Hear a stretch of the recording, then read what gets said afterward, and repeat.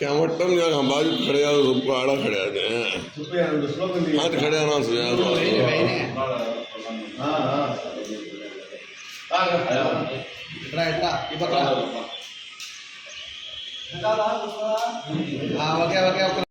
కొద్దిగా ఓకేనా ఎనికిరా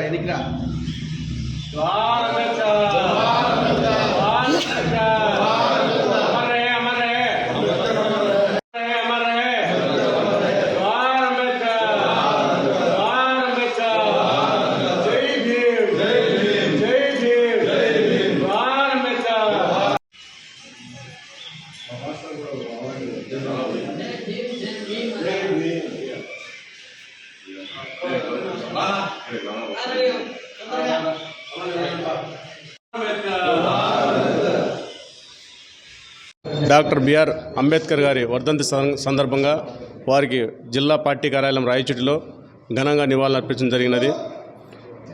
ఆనాడు బిఆర్ అంబేద్కర్ గారు ముందు చూపుతో బడుగు బలహీన వర్గాలను సమానంగా అన్ని రంగాల్లో ముందుకు పోవాలని రాజ్యాంగాన్ని శాసించారు. కానీ ఈరోజు ప్రభుత్వాలు వాటిని తుంగలో తొక్కుతున్నాయి. ఇప్పుడు కూడా విపక్షక పాలన చేస్తున్నారు తప్ప స్వతంత్ర పాలన ఎక్కడా లేదు. వెనకబడిన తరగతి వాళ్ళని ఇప్పుడు కూడా అవమానంగా చూస్తున్నారు. మాదిగోలుగా పుట్టాలని అంటారు, మంగళంలో తోకలు కత్తిరించేస్తామంటారు, నాయ బ్రాహ్మణులను ఈ విధంగా అవమానకరంగా మాట్లాడుతున్నారు ముఖ్యమంత్రి వర్యులే. కానీ బడుగు బలహీన వర్గాలను ఆ రోజు గౌరవించడం అంబేద్కర్కే చెల్లుబాటైంది. దాన్ని మహాత్మా గాంధీ అనుసరించారు.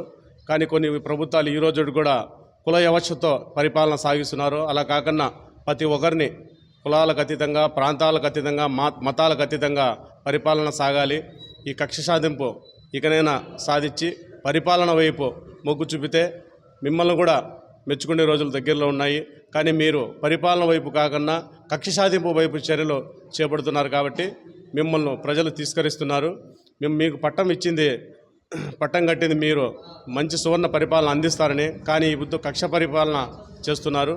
ఇకనైనా కళ్ళు తెరిచి పరిపాలన వైపు అడుగులు వేసి ఆంధ్ర రాష్ట్రాన్ని ముందు ఏ విధంగా నెంబర్ 1 ప్లేస్లో ఉన్నిందో విద్యా వైద్యంలో అదేవిధంగా ముందుకు తీసుకుపోతే మిమ్మల్ని కూడా గౌరవిస్తామని కోరుకుంటున్నాం.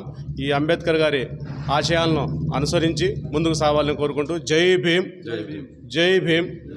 అట్లా ఆయన ఫ్యూచర్ని దృష్టిలో పెట్టుకుని రాజ్యాంగం రాసి భారతదేశంలో అన్ని కులాలకు మతాలకు అతీతంగా రాజ్యాంగం రాసిన బాబాసాహెబ్ అంబేద్కర్ వర్ధంతి సందర్భంగా ఈ భారతదేశంలో ఒక డెమోక్రసీ కంట్రీ మాది. మేము హిందూ, ముస్లిం అందరూ, క్రిస్టియన్స్ అందరూ కలిసిమెలిసి అంబేద్కర్ గారి చెప్పిన బాటలో అందరూ నడవాలని మనస్ఫూర్తిగా, ఆయనకు ఆత్మశాంతికి దొరకాలని మనస్ఫూర్తిగా కోరుకుంటున్నాం.